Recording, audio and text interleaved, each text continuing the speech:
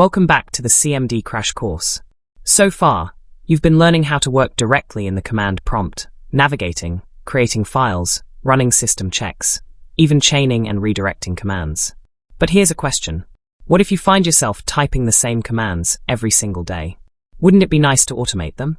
That's exactly what we're learning today. Batch files. A batch file is like a little script you can write yourself. It's just a plain text file with a list of commands that you save with a .bat extension.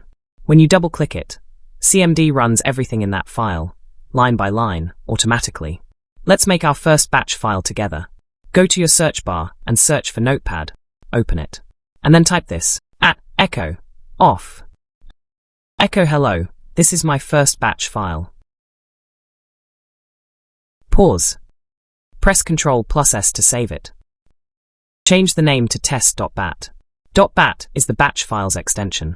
Make sure you save it as all files, not as a text document. Double-click the test.bat file, and watch what happens.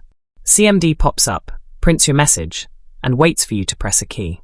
If you have the same result, congratulations, you just wrote your first program.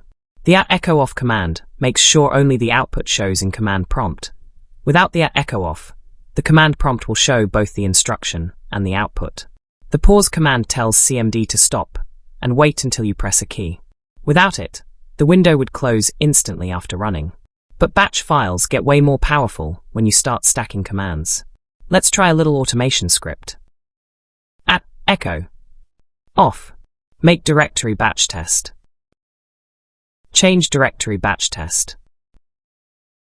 Echo this file was created by a batch script. Greater than sign, note.txt. Directory. Pause. Save it and run it.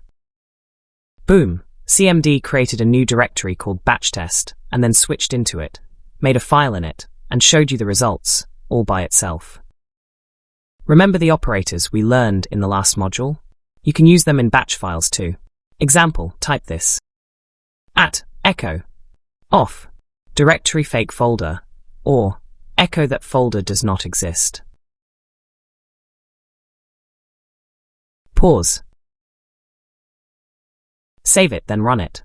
This will try to show a folder called fake folder, and if it doesn't exist, it print a friendly message instead, that folder does not exist. So why use batch files? Because they're perfect for automating boring daily tasks, running long commands with a single double-click, setting up environments for coding, testing, or projects, or even pulling off harmless little pranks, like opening Notepad 50 times in a row.